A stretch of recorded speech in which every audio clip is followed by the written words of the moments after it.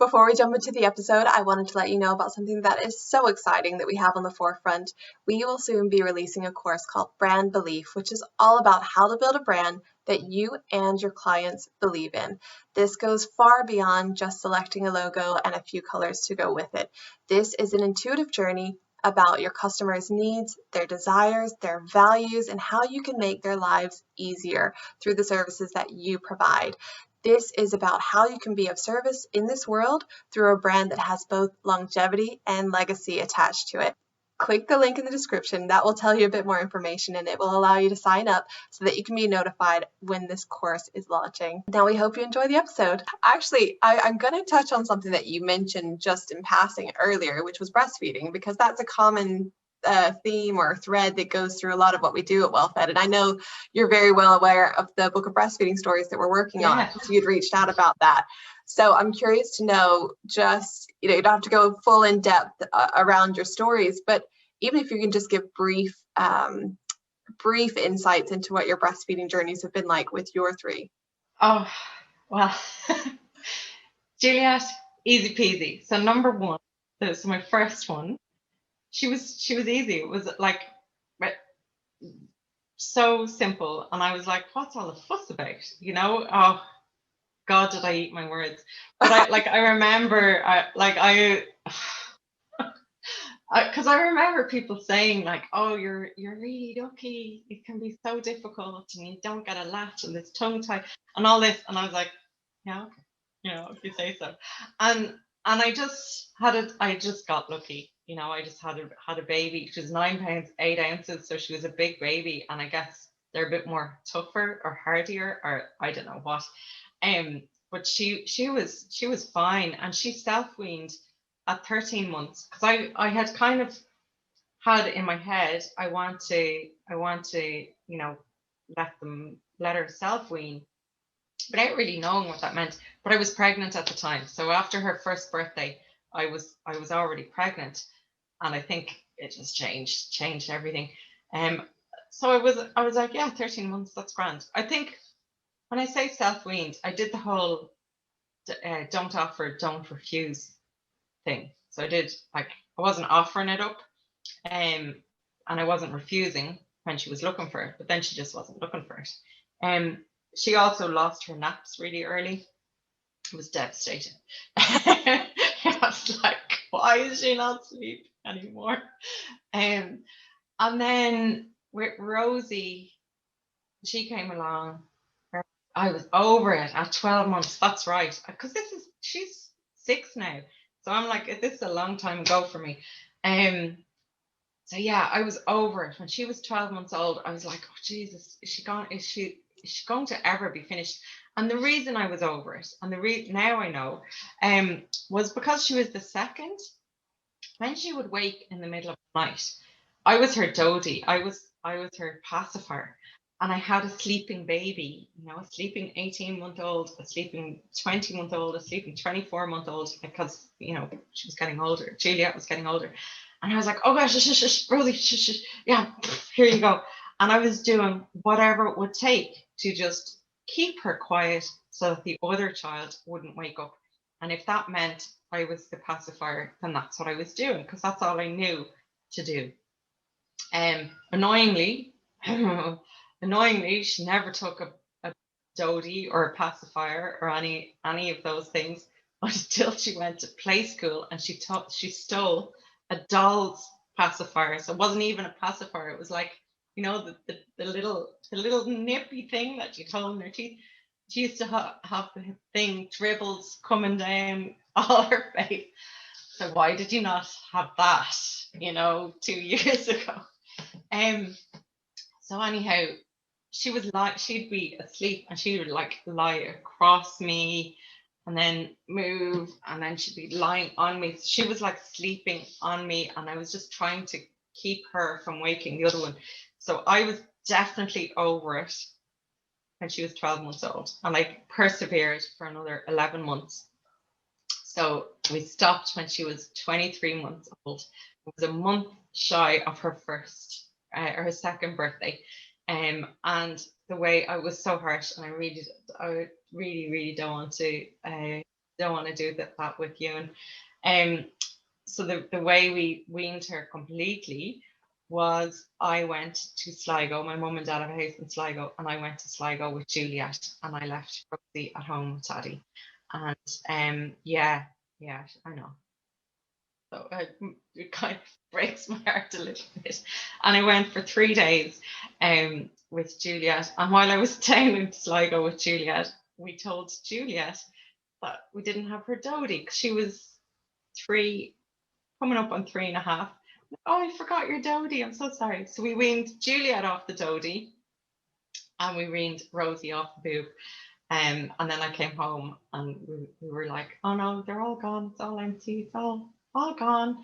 And I think that was, I didn't know what I didn't know, you know. And now looking back, I'm like, wow, that was really harsh. I could have done that a gentler way or something. I don't know.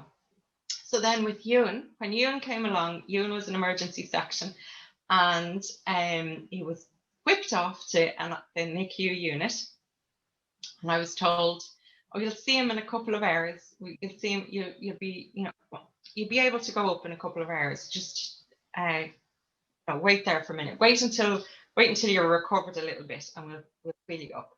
And then I was like, okay, can I go now? Oh, well, you haven't got feeling back in your legs yet. So we'll go when you've got feeling back in your legs. So then I got my other half to like mobilize my legs and like do this and hit them like as if you're numb, you know, when you've been to the dentist, and you're like this, trying to get feeling back into your face. So I was like, I don't care. I don't care if they're ready for me or not. I'm leaving this bed at 8 o'clock because that's the kind of time that they had said to me. Like they just kept fobbing me off, and I still hadn't seen him, and they'd shown me pictures of him, and it was really frustrating. And then I, in a strop, sent my other half out to get a wheelchair. Just rob one. I don't care where you get it. Just rob one and bring it back here, and you can wheel me. I don't care. Carry me. And I started pulling out the tubes, and that's when they were like, oh, okay, she's ready to go to the NICU now. And we need to bring her to the NICU. And when we got up there, I was met with the consultant who arrived out, and it startled, like really startled, God love him. And he was like, this is really serious. Your baby needs to be intubated. And your baby can't breathe properly. The oxygen that we had been putting in it's not effective or whatever. Basically, Ewan had inhaled meconium when he was taken out, and he had inhaled the meconium, and that had caused this greasy stuff all over his lungs.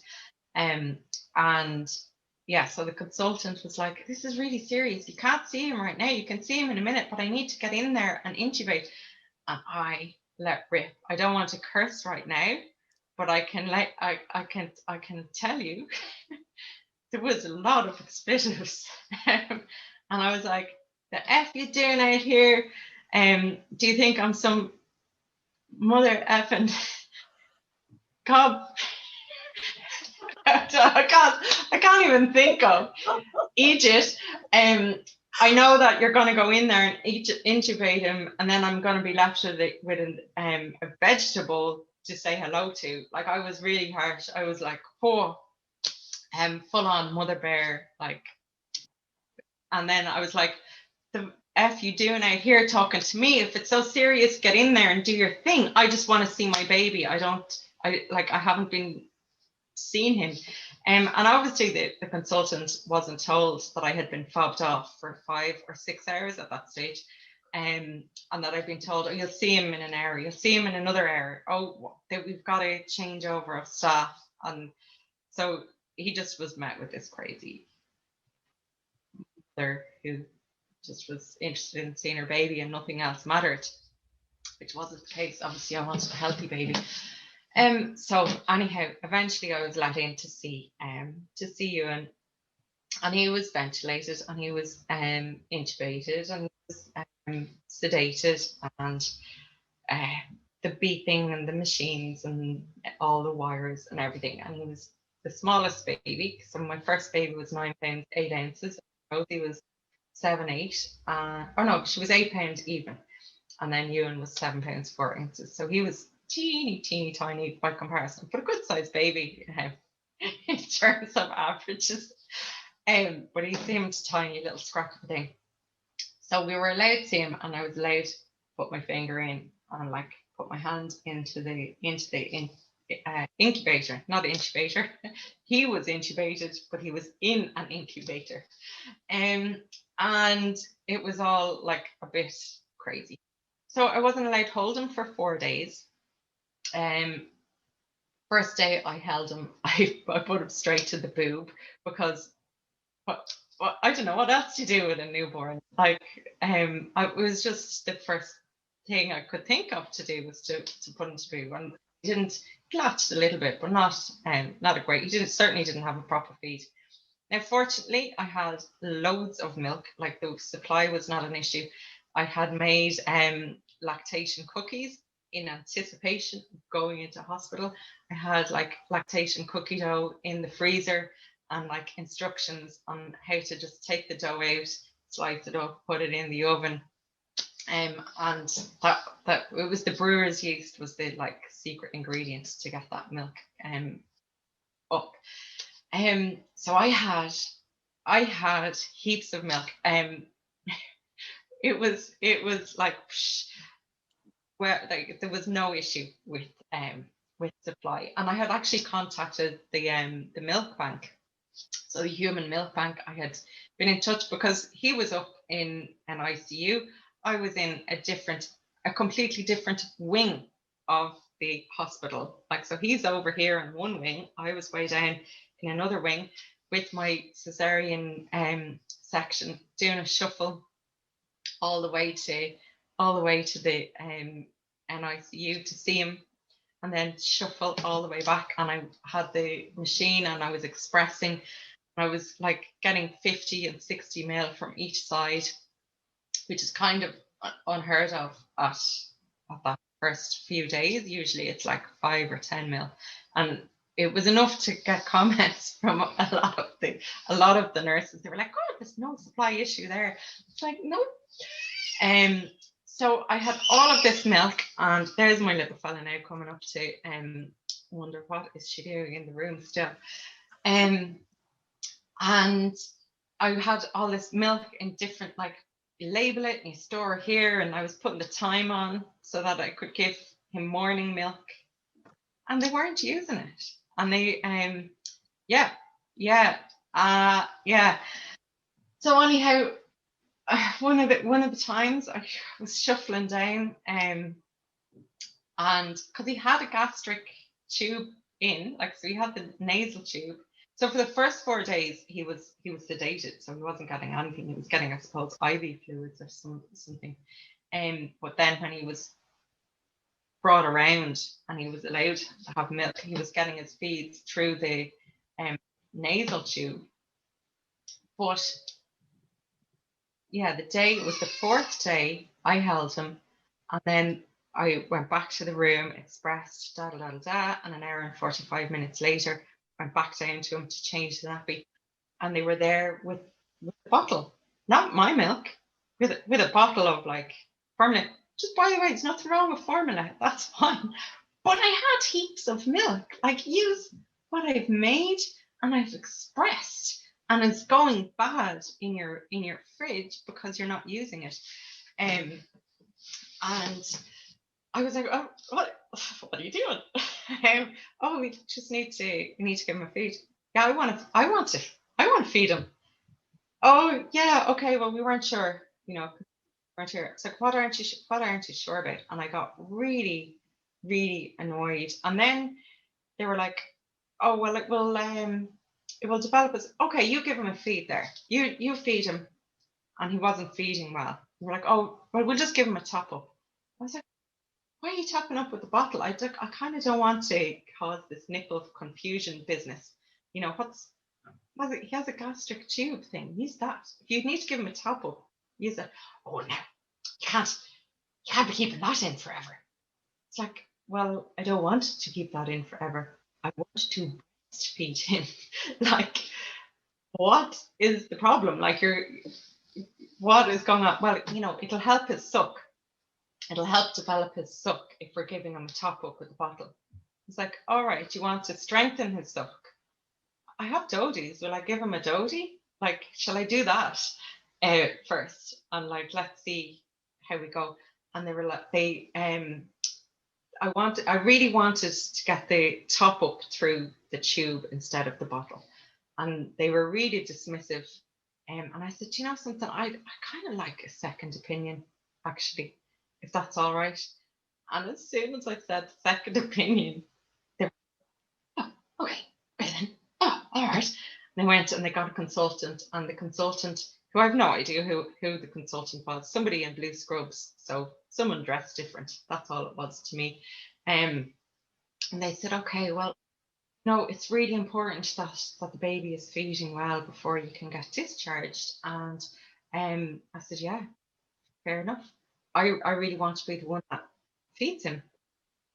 And I think part of that is to establish breastfeeding. So can we try and do that?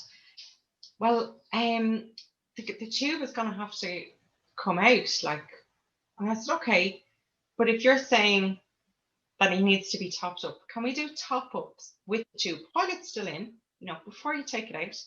Leave that there and let me try and feed him and establish breastfeeding really well before you take that out. Okay, we'll do it for 12 hours. It's perfect. It's grand. I'm not asking to be here for 5 bloody days doing it. Like, give me a chance. And again, this is like the day 4 or day 5. The day after I held him for the first time. So it was pretty grueling, that whole process. So the consultant had said, okay, you've got 12 hours. That was at 8 p.m. So I have until 8 a.m. to establish breastfeeding and give top ups via the nasal tube. And it's going to be top ups of my milk that has been expressed. Grand, that's all good. We're sorted.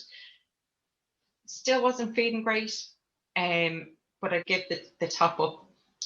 The next feed, he didn't feed great, and the nurse said, maybe, and at this stage he was out of NICU, he was up in Skaboo. And the nurse said, maybe if you don't give him a top up, he'll be good and hungry at your next feed, and he'll take a good feed from you. And I was like, okay,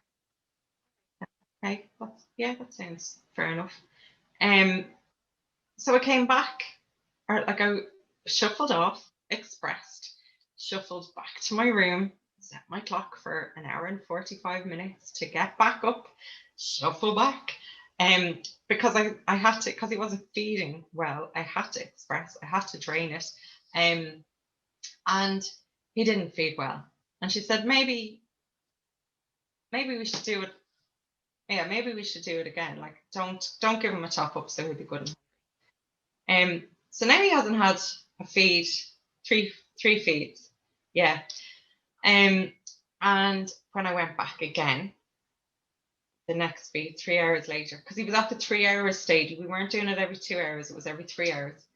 I went back and she said, maybe if we take the gastric tube out, maybe it's the tube is causing the suck issue, like, and he's not getting a good suck because of what's going on back here. Maybe it's the tube. Maybe we should take the tube out and see, will he have a good feed from you? He hasn't had the last 4, he hasn't had a good feed. So really he should have a good feed. I was like, okay then. So we did, and he didn't feed very well. She said, I'm going to check his blood sugars. Yeah, no shit, Sherlock, sorry. But like, where do you think his blood sugars are going to be? He hasn't been fed since 8 p.m. and it's now like 4 a.m.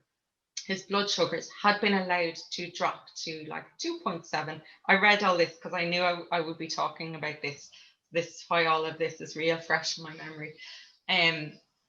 Because I was like, I'm going to be talking about this. I want to make sure I have everything right.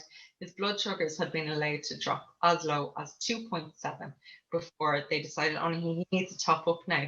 We need to feed him, and it has to happen now. And I was like, okay, you've just taken the gastric tube out, so you're gonna what? We'll do the bottle because not feeding well from you. And they gave him a bottle. It was still my milk, so that's I get something. And he didn't feed well from the bottle either. So it wasn't a me problem. It wasn't a breastfeeding problem.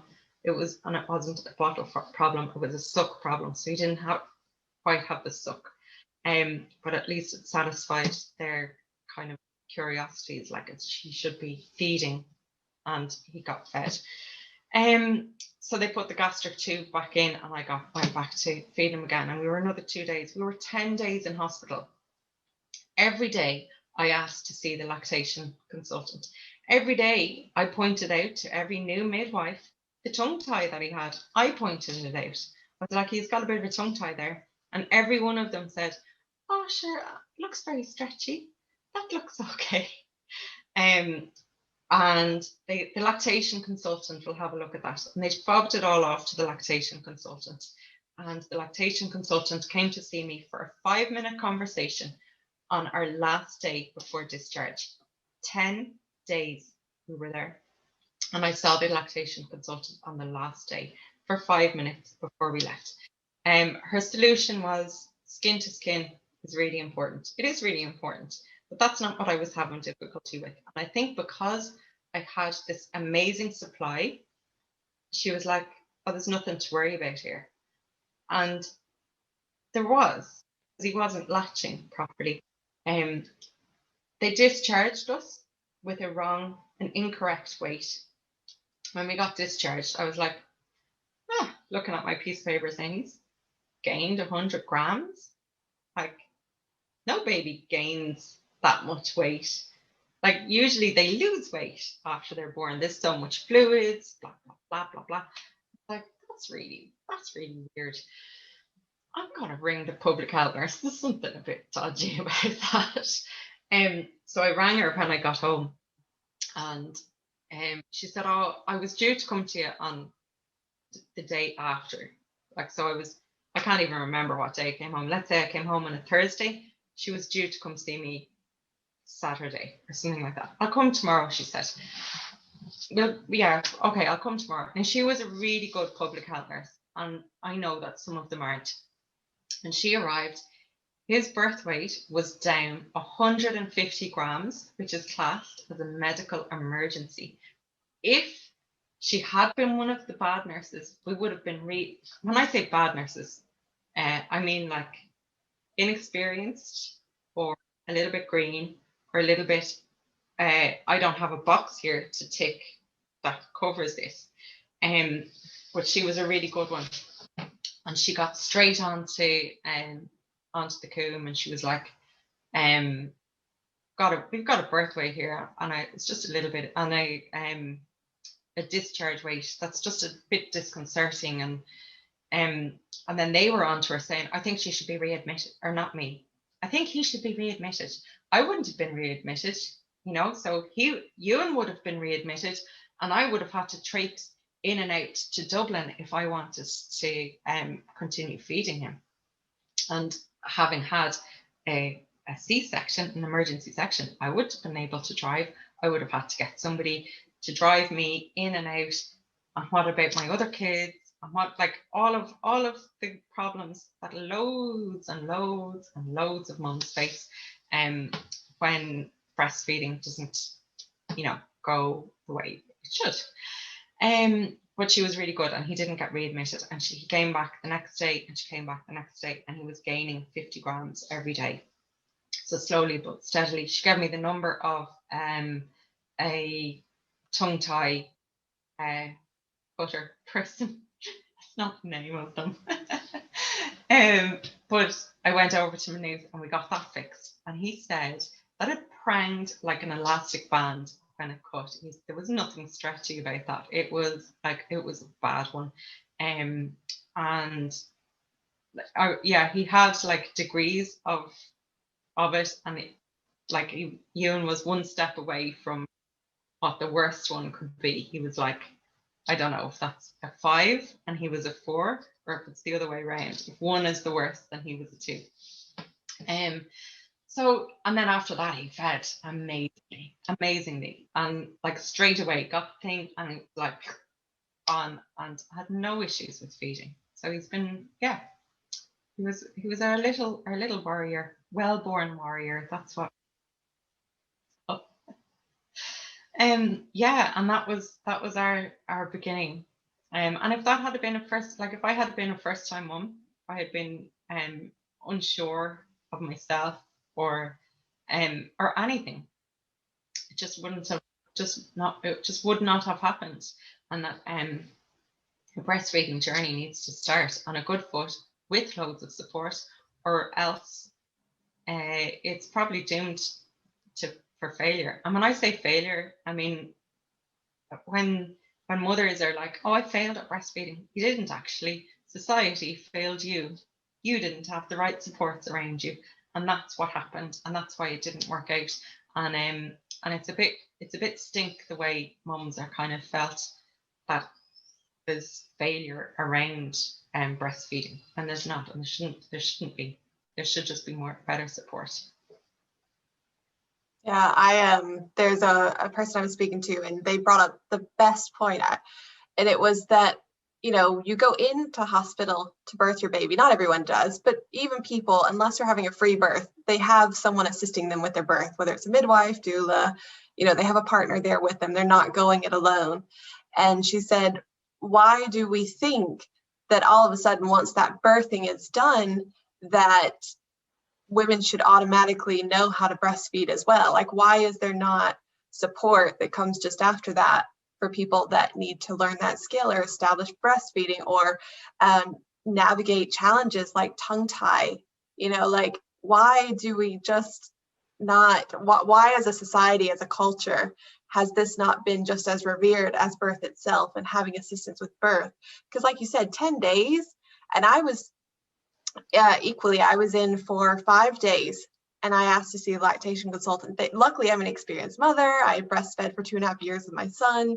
This was with my daughter, and everything was fine. But I just wanted to make sure, the latch was correct, and we were all good before we went home. But I was also there for 5 days, requested to see a lactation consultant. Never saw a lactation consultant before.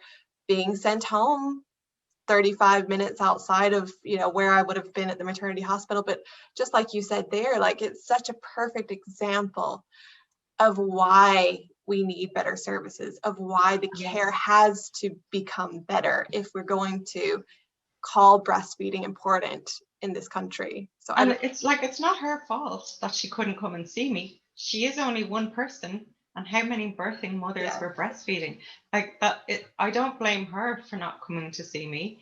There should be 10 of her. That's how it should be. And if the hospital can't, like, they don't have the staff, then they should hire consultants in, and they should hire, lactation consultants to come in and say, okay, you need to be here for 2 or 3 hours and hit up all these people. There was really this attitude, oh, you breastfed your first 2. Oh, you're fine, you're grand. And it's like, okay, thanks. I don't want a pat on the back to say you're fine, you're grand. I want help. I can tell it's not a good latch, and I can see the tongue tie. Like, oh. If you could, this is something that I actually asked every participant that I interviewed for the book. And it was, if you could see a positive change happen with regards to breastfeeding in Ireland, what would that positive change be? Oh my God, more lactation consultants in the hospitals. And I don't want to diminish how important it is, but it shouldn't be so specialist. It shouldn't be 1 or 2 lactation consultants on the payroll. It should be every midwife that's on staff should be brought up to that level of and being, that's what I would think. It's as important as midwifery, really, I would think. It should be anyway. Yes. Yeah. If you're gonna, have assistance having your baby, I think there should be assistance with feeding as well, and making sure that feeding is established versus just send them home with the bottle and that's the fix all, because a lot It of really people, that's was. what It was they like want. their mission objective was to send home a well-fed baby, and you like well-fed, like that's what their mission objective was. And they could monitor output when their baby is getting top ups from a bottle. You know, they could say, okay, well, they've had a top up of 50 ml, or well, okay, it wouldn't have been that much at that stage, but they'd be able to measure, oh, you're getting a top up of 15 mil. Okay, well, that's 15 mil going in at least, you know, and let's disregard whatever you've done before that on the boob. That doesn't matter, you know. But they could measure input and output by weighing the nappy. You know, if that's the MO, is to measure input and output, then do it by other means, because it's not efficient. It's not sufficient, actually. Not efficient, sufficient, by trying to measure it by milliliters. And yeah, I was like, the mission objective should be changed. If the mother wants to be breastfeeding, then that's what the mission objective of the hospital should be. Let's get you established at that, and let's get that baby really well fed. And like, you know, conversely, if the mother wants to formula feed, that they shouldn't be felt like, oh, you really need to establish breastfeeding before you go on to the bottles. Because I also know mums that had tried to breastfeed, had inadequate support, and their breast was squeezed and pushed, and they were hurt, and they were hurting, and they were not made feel adequate.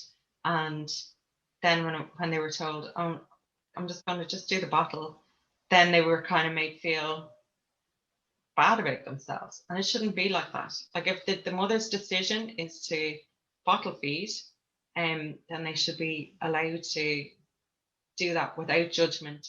But before that, if they want to breastfeed and they want to try and do it, then they should have proper support, so that they don't get to that point of going a resignation and going, I'll just give them the bottle, and then told like, oh, are we doing that now? You know. And one of the great things about your story is that luckily you had the supply, whereas for a lot of people, if they'd been in a similar situation, they might not have had the supply, and that could have led to triple feeding. It could have led to just going solely to formula feeding. It could have led to so many different routes. So at least you had that one positive working for you. Yeah. Like, if it for sure, if I had a low supply or a bad supply, it would have just been made worse and worse, because he wasn't feeding properly. So it would have just, it's a domino effect, really. If I had been a first time mum, I wouldn't have had the lactation cookies, because I didn't have them on my first, and I never heard of them, and I didn't know what it was. So my supply probably would have been an issue. I would have, like, you know, happened upon this midwife feeding my baby with the bottle, and I would have been like, oh, what are you doing? Oh, I'm just feeding your baby. Oh, okay then. Like, I would have just been like, well, okay, you know, all high on the painkillers and all sore from it all, and I would have just, you know, haplessly gone along with whatever was said. And I think that's what happens to a lot of mums, is they just haplessly go along with whatever's happening, whatever's going on, because they don't know any. It's not that they don't know any better, it's just they don't know what they don't know, and they don't know that they can actually say, I'd like a second opinion, and that second opinion could, you know, extend your time, or give you a better chance. But yeah, if there are any mothers that have found themselves in similar situations like the ones that you've mentioned, are there any words of encouragement or support that you would offer them? Oh, like if they're going through it right now, the lactation cookies, get them into you. Get that. That's my go-to for anyone that's had a baby. I'm like dropping these cookies up, and they do not contain breast milk. That was like, the other halves were like, what are these breast milk cookies? Oh, what? No, they do not contain breast milk. They contain brewer's yeast, which is what is the key ingredient in it. There's loads of other stuff, but I remember making a batch for a friend of mine who had had a baby around the same time as you, and she was like so appreciative of it. It was like just a little boost, like a little, oh, someone's got my back, someone is encouraging me to breastfeed. It's like, not even, I wasn't even encouraging it. It was like, oh, you're breastfeeding, here, this will help, and it was like a little cheerleader kind of thing going on. And her other half, it's like, oh, is there breast milk in it? No, you can eat them. Anyone can eat them. So that would be my go-to. I got the recipe off an Australian website, bellybelly.com.au. Yeah. Yeah, and I found that really good. Actually, that whole website is really good. Probably a bit dated now, because when I was like on it, would have been first like 5 years ago or 6 years ago, after Rosie. Rosie was an emergency section as well.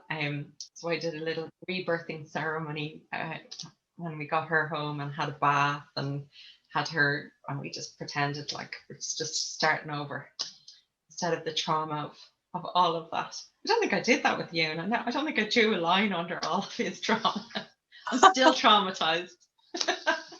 There's so much. That's the power in sharing your stories, is because I find every time that you share, you're able to release a bit more. Like, even sometimes you don't recognize all that's there, but when you use your voice, there's something about it leaving you. There's something about it going outside of yourself that you can leave a bit lighter, from that conversation. So thank you so much for sharing all that you have, for sharing about your breastfeeding experiences, for sharing about the baby sign language classes and all that you're doing there. I certainly wish you the very best of luck with, getting into all the localities and being able to provide your classes. 5 to go. We'll count you down. You'll have to keep us updated so we can say, oh, it's down to 4, it's down to 3. Yeah. Thank you so much, Claire, for being with us. For anyone who wants to get in touch with you, where can they find you? So at the moment, my website is being built. It's been built since like February. It's a slow process. But my Facebook page is Clever Little Handies, and I'm on Instagram as well, and Twitter. I'm not very good on Twitter. I was advised you should be on all the platforms. So I'm on Facebook, LinkedIn, Twitter, and Instagram. Did I say that one? And my website, when it is live, it will be www.cleverlittlehandies.ie. So it's just a nice, easy one, straightforward. So yeah, thank you very much for having me, Arian. It was really lovely. I'm sorry I've gone on so long. You'll have fun editing. Yes, we'll do this. We'll do this probably in 2 parts, but I'm so delighted to have you share your story. And thank you so much for being vulnerable and sharing about your breastfeeding experiences as well. I really appreciate that, because they certainly highlight where we have room to grow and improve things in the country. Oh, for sure. Yeah, there's definitely room for growth. Definitely. Well, thank you so much, Claire. Enjoy your evening. You too. Bye. Bye. We hope you've enjoyed the show. Please feel free to leave a comment or a review to let us know what you loved about this episode and others like it. And if you'd like to be featured on our show, or if you know of someone who would be an amazing guest, get in touch with us at info@wellfedphotography.com and mention Living a Life Well Fed in the subject line.